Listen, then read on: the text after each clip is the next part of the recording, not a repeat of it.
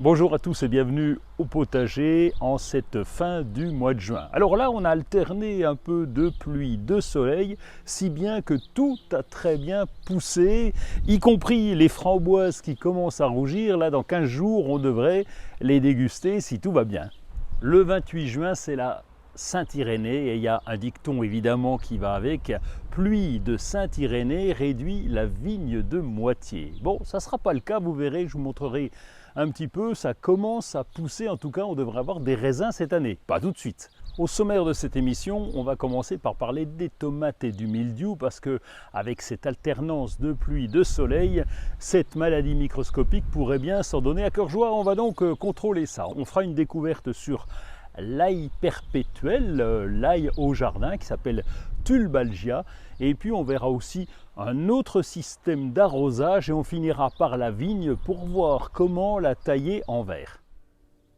Nous sommes dans la serre pour parler du mildiou. Le mildiou est l'ennemi des solanacées, en particulier des tomates. C'est un champignon microscopique véhiculé par l'humidité et la pluie, enfin l'eau en général, et qui va faire des taches brunes d'abord sur le feuillage, ensuite sur les tiges, et puis si on le laisse faire, sur les fruits. Comme je vous le disais, il est véhiculé par l'eau, alors ça peut être le brouillard, l'eau d'arrosage, c'est pour ça qu'on évite d'arroser sur les feuilles, la pluie tout simplement, et voilà aussi pourquoi on va travailler dans une serre, on va planter les tomates dans une serre afin qu'elles soient couvertes et qu'on évite la pluie. Le champignon s'attaque plus facilement aux plantes lorsqu'il y a une blessure qui peut être provoquée par des parasites, des pucerons par exemple, qui piquent la plante, ça fait une ouverture et les spores de ce champignon microscopique peuvent s'installer dans la plante, ou tout simplement parce qu'on a taillé la plante la veille d'un jour de pluie par exemple, et là aussi, les champignons peuvent s'attaquer à nos tomates. La météo joue aussi un rôle, plus le temps est doux et humide, et plus on a des chances de voir le mildiou se développer. L'idéal pour cette maladie, comme je vous l'ai dit, c'est bien sûr l'humidité, mais une chaleur aussi comprise entre 16 et 25 degrés. Au-dessus de 30 degrés, eh bien le mildiou a tendance à régresser. Les souches de ce champignon microscopique évoluent et deviennent résistantes à pratiquement tous les traitements. C'est pour ça qu'il faut trouver des alternatives. Alors comment faire? D'abord, protéger les tomates de l'eau, puisque c'est l'eau qui nous amène le mildiou. Quand on peut les couvrir, c'est parfait, à une condition, c'est que, comme dans une serre comme ici, eh bien, elle doit être aérée au maximum, de façon à ce qu'il y ait une bonne ventilation. Pour chaque pied de tomate, on va bien les pailler. Le paillage permet d'éviter les remontées d'humidité, et là aussi, ça protège contre le mildiou. Surveillez les pieds pour qu'il n'y ait pas de parasites et que vous puissiez intervenir. Chaque piqûre est une porte d'entrée aux champignons. Pour ceux qui ont des pieds de tomates à l'extérieur d'une serre, en plein air, et qui taillaient les gourmands, eh bien, lorsque vous taillez ces gourmands, vous faites une blessure. Cette blessure doit se cicatriser avant les jours de pluie. Il faudrait donc tailler au moins 3 jours avant la pluie, si on y arrive. Évitez d'arroser sur le feuillage ou sur la plante en général.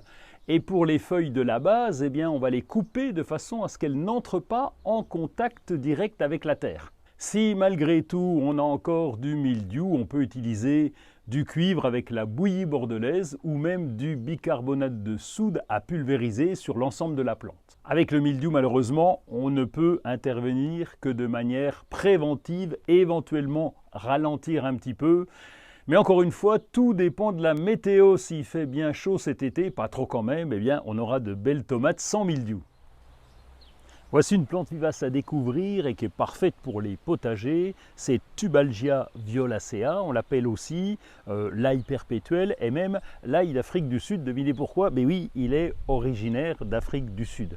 Alors c'est une vivace qui peut monter jusqu'à environ 50 à 60 cm de haut, qui va fleurir en ce moment et pendant l'été, une très jolie floraison violette, et il préfère les sols bien drainés, plutôt riches mais très bien drainés, donc pas la peine de le mettre dans l'eau stagnante, ça ne tiendra pas. Et l'hiver, comme c'est une vivace, eh bien, il va perdre ses feuilles, il va être capable de tenir jusqu'à moins 10 degrés, on va dire que c'est le maxi, parce qu'en dessous, ça commence à devenir difficile pour lui.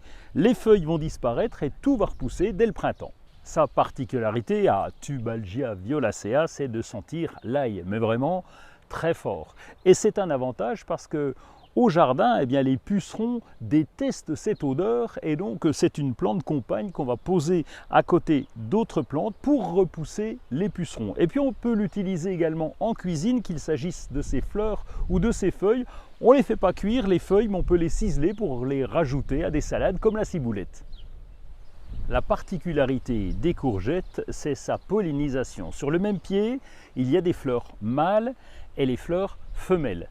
On reconnaît les fleurs mâles parce qu'elles sont portées par une petite tige, alors que les fleurs femelles ont déjà à la base la petite courgette qui se développera à condition que la fleur soit fécondée. Et qui va féconder ces fleurs femelles? Eh bien, ce sont les abeilles ou les insectes. On peut le faire à la main, mais c'est beaucoup plus facile lorsqu'il y a des insectes, d'où l'intérêt d'avoir à proximité des fleurs mellifères comme les lavandes par exemple, qui vont attirer les abeilles qui passeront sur la lavande ou sur le thym et qui viendront en même temps polliniser la fleur de courgette. Si vous voyez que les courgettes sont toutes petites et commencent à pourrir, ça veut tout simplement dire que la fleur n'a pas été pollinisée, elle est stérile, donc le fruit va pourrir. C'est à nous d'intervenir, soit manuellement, soit en appelant au secours les abeilles.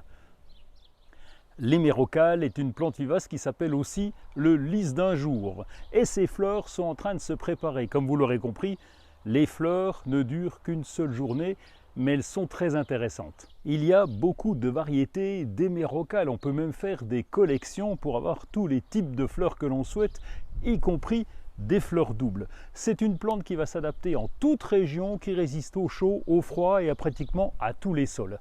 Une des variétés les plus connues, c'est l'hémérocale fulva qu'on va trouver dans les vieux jardins ou les jardins en friche. On voit encore ces fleurs oranges se développer, c'est magnifique. Et d'ailleurs, la fleur est comestible. C'est d'ailleurs tout l'intérêt d'avoir cette plante au potager puisque les pétales sont comestibles. On peut les ajouter dans les salades. On peut aussi prendre la fleur entière, enlever les étamines, le pistil et mettre du fromage frais à l'intérieur pour déguster en apéro. Il y a différentes façons d'apporter de l'eau ou de l'humidité à nos plantes pendant l'été alors que tout le monde meurt de soif. Le paillage évidemment permet de limiter l'évaporation, les holas qui vont apporter de l'humidité localement et c'est le cas aussi des bouteilles percées avec un embout céramique qu'on va visser après et qui vont diffuser de l'eau régulièrement. Lorsqu'on remplit ces bouteilles, eh bien on peut apporter de l'humidité pendant au moins 28 jours. Vous pouvez donc partir tranquille en vacances avec ce système, vos plantes auront quand même de l'humidité.